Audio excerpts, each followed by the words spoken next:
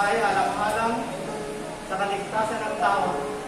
Alang-alang sa iyo, kapatid na Ella.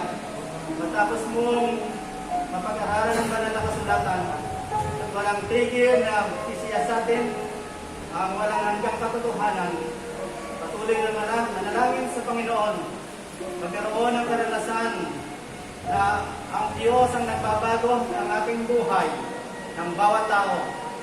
Purihin siya at ngayon, ang banal na bautismo, sangayon sa karanasan ni Apostol Pablo.